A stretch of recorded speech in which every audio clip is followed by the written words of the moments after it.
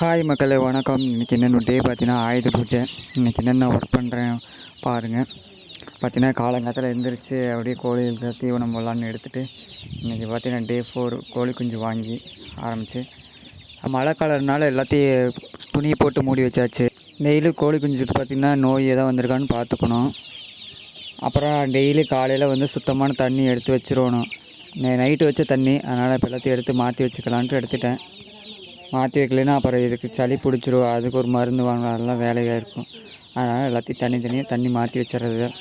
குடிக்கிற தண்ணி வேறு வருது, அதை போய் பிடிக்கணும்னு பார்க்கணும், டைம் ஆகுதுன்னு பார்த்துட்டு சரி அதுக்குள்ளே வந்து நம்ம கோழி கூண்டுக்குள்ளே இருக்கிற கோழி குஞ்செல்லாம் வெளியே எடுத்து விடலான்ட்டு துணி போட்டு வச்சுருக்கேன். ஏன்னா பனி மூட்டம்லாம் இருக்கணும்ல, அதனால் சளி பிடிக்காமல் இருக்குது. துணியை போட்டு நான் எடுத்து வச்சுருக்கேன். அதையும் கழட்டிட்டு அதுக்கு உண்டான தீவனம் இதெல்லாம் வெளியே வச்சுக்கணும். ஸோ அதுக்காக பார்த்துட்டுருக்குறேன். எல்லாத்துக்கும் தனித்தனியாக தீவனம் தண்ணி எல்லாம் வச்சுருக்கேன், அதையும் மாற்றி வைக்கணும். இதை முடிச்சுட்டு அப்புறம் கோழிகளுக்குலாம் நான் கரையான் தனியாக எடுத்து வச்சுருக்கேன், போட்டு வச்சுருக்கேன். அதை போய் எடுக்கணும். அதை போட்டு எடுத்து கரையான் வந்திருக்கா இல்லைன்னு பார்த்துட்டு, கோழி குஞ்சுக்குள்ளே வந்திங்கன்னா கரையான் தான் நல்லா ஊட்டச்சத்து, அதெல்லாம் போட்டால் நல்லா வளரும். நைட்டெல்லாம் தீவனம் போட்டு வச்சு அந்த டப்பாவுக்குள்ளேயே எல்லா பீ எல்லா தண்ணி எல்லாம் கொட்டி வச்சு வச்சுருக்காங்க. அதை வேறு சுத்தம் பண்ணணும். சரி தண்ணி இதுக்கெல்லாம் மாற்றிடலாம் அப்படின்னு சொல்லிட்டு எல்லாத்தையும் ரெடி பண்ணிட்டு இருக்கிறேன். நம்ம சேவலுக்கெல்லாம் தீவனம் வைக்கல அப்படின்னு சொல்லிட்டு அது வேறு கத்திகிட்டே இருக்குது.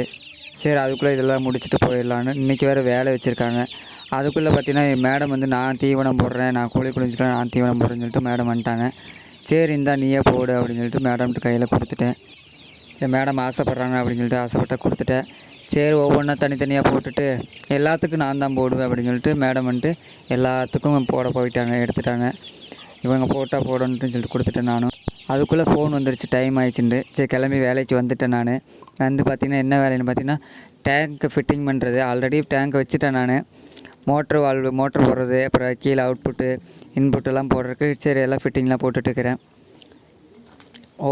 ஒவ்வொரு வேலையை தேடுறதுக்கு பக்கத்தில் எல்லாத்தையும் வச்சு செக் பண்ணிவிட்டு சரி இன்றைக்கி ஆயுத பூஜை எல்லாத்தையும் இது முடிச்சுட்டு போயிடலான்னு சொல்லிட்டு செஞ்சிட்ருக்கிறேன். அவசரமாக செஞ்சிட்ருக்கிறேன். பார்த்திங்கன்னா அப்புறம் நான் ஒத்தாளாக தான் செஞ்சிட்ருக்கிறேன். ஹெல்ப்பருக்கு யாருமே இல்லை. கூப்பிட்டு பார்த்துட்டு யாரும் வரல. ஹெல்ப்பருக்கு யாராக இருந்தாலும் அவங்க கூப்பிடணும். ஏன்னா நம்ம ஒருத்தாளாக செய்கிறதுக்கு இன்னொரு ஆள் இருந்தானா பரவாயில்ல. எங்கே வரமாட்றாங்க. சரி கேட்டு விசாரிப்போம் அப்படின்னு சொல்லிட்டு நானும் சரி இப்போதைக்கு ஒரு ஆளாக செய்யலான்னு சொல்லிட்டு நானும் செஞ்சுட்டே இருக்கிறேன். ஏன்னா ஒரு ஆளாக இருந்தால் செய்ய முடியாது. பைப் இந்த பக்கம் முடிக்கணும், அந்த பக்கம் இருக்கணும் இருக்கிறதுக்கு. சரி இப்போதைக்கு நம்ம ஒரு ஆளை செஞ்சு முடிச்சுட்டு கிளம்பலான்ட்டு சரி வேலை செஞ்சுட்டு இருக்கிறேன்.